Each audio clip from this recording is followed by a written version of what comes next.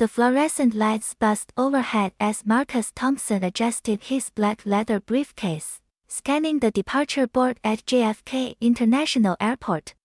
At 28 years old, he moved with quiet confidence through the crowded terminal, his tailored navy suit drawing subtle glances from fellow travelers.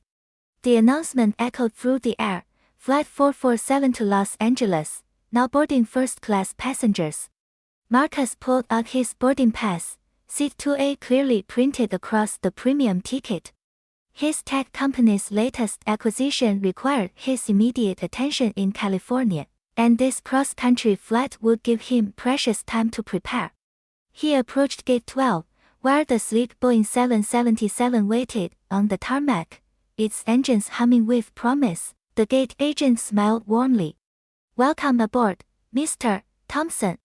Have a pleasant flight." Little did he know, the next few hours would test everything he believed about justice, dignity, and the power of truth. Marcus settled into his plush first-class seat, placing his briefcase in the overhead compartment.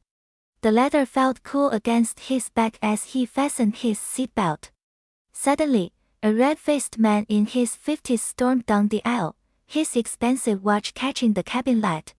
"Excuse me, but I think you're in my seat," the man declared loudly, his voice dripping with entitlement.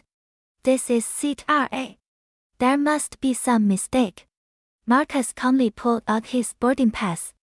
"Actually, sir, this is my assigned seat. See?" He held up the ticket, showing the clear print. The man's face grew redder. "Listen, Bob, I fly first class every week. You don't belong here. Call the flight attendant." A blonde flight attendant named Sarah hurried over, looking flustered. "What seems to be the problem, gentlemen?" "This kid is in my seat," the man barked. "Fix this immediately." Other passengers began turning their heads, whispers spreading through the cabin like wildfire. Marcus felt dozens of eyes watching, judging, waiting. Sarah examined both boarding passes with trembling hands. "Sir, his ticket clearly shows seat 2A, she said hesitantly to the angry passenger. "I don't care what that paper says," the man shouted. "Call your supervisor. Now." Heavy footsteps approached from the cockpit. Captain Davis, a distinguished man with silver hair, appeared in his crisp uniform. His presence commanded immediate attention from everyone in first class. "What's the situation here?"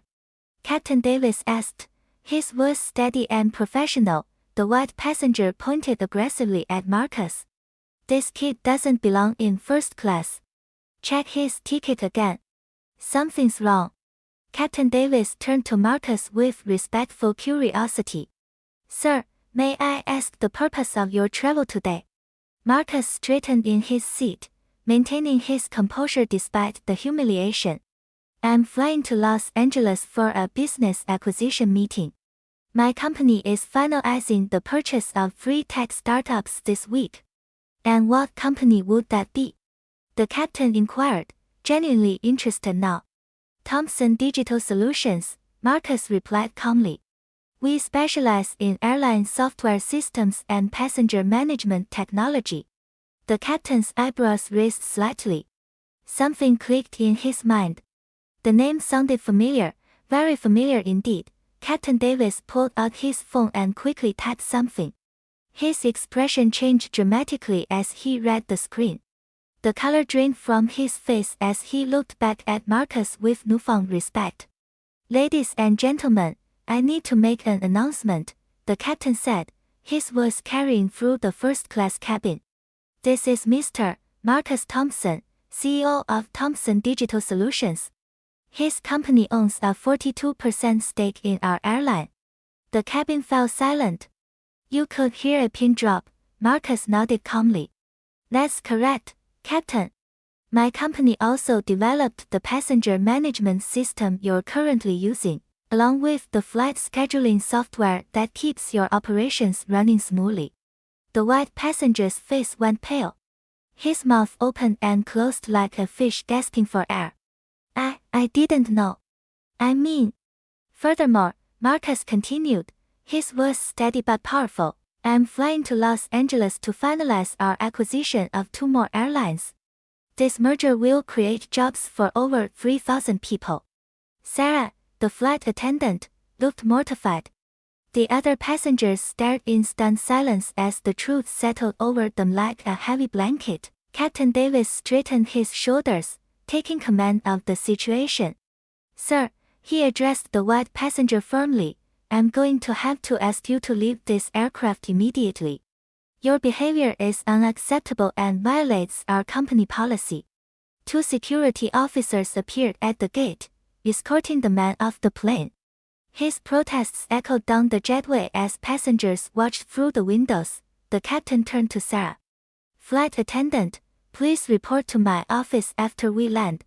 We need to discuss proper procedure and respect for all passengers, regardless of appearance. Sarah nodded nervously, understanding the weight of her mistake. Marcus stood up gracefully, addressing the remaining passengers. Everyone makes errors in judgment.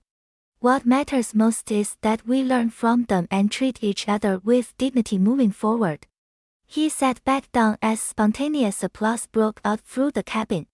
Captain Davis shook his hand personally. Thank you for your grace, Mr. Thompson. This won't happen again. The plane pushed back from the gate, carrying with it a powerful lesson about assumptions, respect, and the triumph of character over prejudice.